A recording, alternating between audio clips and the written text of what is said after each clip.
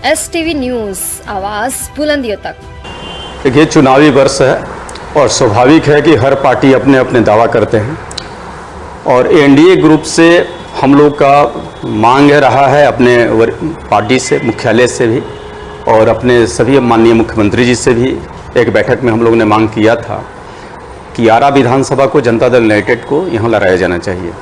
क्योंकि आरा में समाजवादी विचारधारा के लोग अत्यधिक हैं। यहाँ अति पिछड़ा दलित महादलित जो हमारे मूल वोटर्स हैं हमारे पार्टी के, ये बहुसंख्यक वर्ग हैं और जो माननीय मुख्यमंत्री नीतीश कुमार जी के बहुत ही विश्वास रखने वाले हैं। उसके साथ में हम एनडीए से गठबंधन में हैं, एनडीए गठबंधन में हैं, तो भारतीय जनता पार्टी और भी जितने लोग हैं, जितने लोगों का अपने जो वोटर्स उनके समर्थक हैं, उस सब मिला करके हम भारी बहुमत से यहाँ जीत जदयू कर सकती है। और विगत जो भारतीय जनता पार्टी यहाँ से लड़ती रही है, लेकिन यहाँ सब लोग देखते रहे हैं कि भारतीय जनता पार्टी बहुत अच्छी वोट से यहाँ जीत नहीं हासिल करती है। आरा में 1700 से विगत वर्ष जीते थे माननीय विधायक जी, और उसके पहले हारे थे और उसके पहले भी जीते थे तो बहुत मामूली वोटों से जीते थे। और हमारी जब यहाँ पे जनता दल यूनाइटेड की जब जीत होगी तो हमें काफ़ी विश्वास है कि जो ये लोग 1200-1400 1700 से जीता करते हैं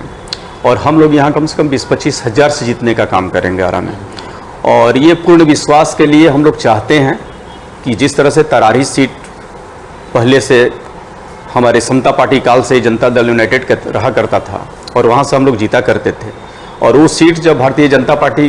के मांगने पर हमारे माननीय नेता दे दिए, तो हम लोग चाहेंगे कि उसके बदले में भोजपुर जिला में 7 सीटों में से कुछ सीट ऐसा लिया जाए जो पूर्ण विजय के लिए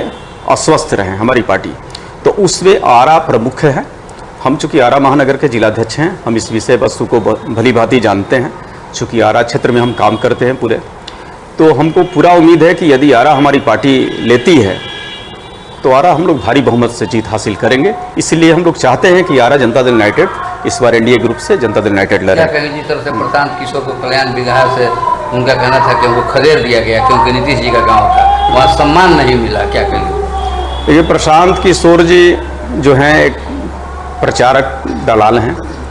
और उनको सभी लोग जानते हैं इस रूप में कि वो आदमी नेता कभी बन नहीं सकते हैं, नेता बनने का प्रयास कर रहे हैं। नेता समाज सेवी होता है, समाज में सेवा के कार्य करता है। वे समाज में केवल करते क्या हैं कि लोगों को इधर से उधर कर करके अपना हौवा खड़ा करने का काम करते हैं कि किसी रूप में हम चर्चा में बने रहें। तो आज की आम आवाम काफ़ी समझदार है, प्रबुद्ध है, समझता है भली भांति किस कैटेगरी के कौन लोग हैं। कल्याण बिगहा में माननीय मुख्यमंत्री जी के क्षेत्र में वो गए थे, उनके ग्रामीण क्षेत्र में, और वो अपने को दिखाने के लिए गए थे कि वैसे जगहों पर जाएंगे और एक हुजूम को लेकर के जाएंगे। जो हुजूम उनके द्वारा बनाई गई, क्रिएट की गई हुजूम थी, जो कुछ लोग पैसे पर और कुछ लोग गुमराह करके उनके साथ में जो जुड़ते हैं, उन लोगों को लेकर के प्रशांत किशोर जो वहाँ पे गए थे, वहाँ के स्थानीय लोगों ने उनको भगाने का काम किया और उलझ पचवन के लिए वहाँ पे जो प्रशासन के लोग थे उनसे विवाद पैदा किए। जबकि नियम होता है कि आप यदि किसी डेलीगेशन के रूप में या किसी बड़ा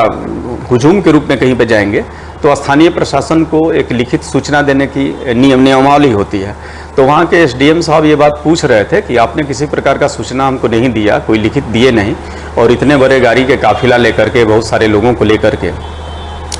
और जो विशिष्ट स्थान है हमारे बिहार प्रदेश का कल्याण बिगहा, जो हमारे माननीय मुख्यमंत्री जो हमारे बिहार के एक बहुत बड़े महापुरुष हैं और उनके जन्मस्थली पे आप जा रहे हैं, तो उसके लिए उनको लेना चाहिए था, परमिशन प्रशासन से लेना चाहिए था, और नहीं लिए तो वहाँ के आम आवाम भी उनका विरोध किया और जिला प्रशासन भी उनको विरोध किया। मुख्यमंत्री का फेस आपके नज़रों में? मुख्यमंत्री का फेस बिहार के पूरे आम आवाम सब जानती है कि माननीय नीतीश कुमार जी से बड़ा फेस बिहार में कोई हो नहीं सकता है, और न तो है। ये बिहार प्रदेश के लिए प्रकृति का प्रदत्त वरदान है, जो विगत 20 वर्षों में माननीय मुख्यमंत्री श्री नीतीश कुमार जी ने जो बिहार को दिया है, जिनका अनुकरण केंद्र सरकार भी करते रहा है। कई मायने में केंद्र सरकार हमारे माननीय मुख्यमंत्री जी के कार्यों का अनुकरण किया है, जो आप लोग देखते रहते हैं। तो बिहार का सौभाग्य है कि बिहार का हर क्षेत्र में चतुर्दिक विकास हो रहा है। ऐसा कोई क्षेत्र बिहार का नहीं है जहाँ पर विकास की किरण नहीं गई हो, और ऐसा कोई घर नहीं है, ऐसा कोई गरीब की बस्ती नहीं है जहाँ पर विकास नहीं गया हो। तो स्वाभाविक ऐसा हो ही नहीं सकता है कि कोई नहीं सोचे कि नीतीश कुमार के अलावा कोई मुख्यमंत्री बनेगा, ऐसा कोई सोच ही नहीं सकता है बिहार में। तो इसलिए हमारे नज़र में भी और आम आवाम के नज़र में माननीय मुख्यमंत्री श्री नीतीश कुमार जी ही रहेंगे और जनता इनको छोड़ करके दूसरे को बिहार में कभी चाहेगी ही नहीं।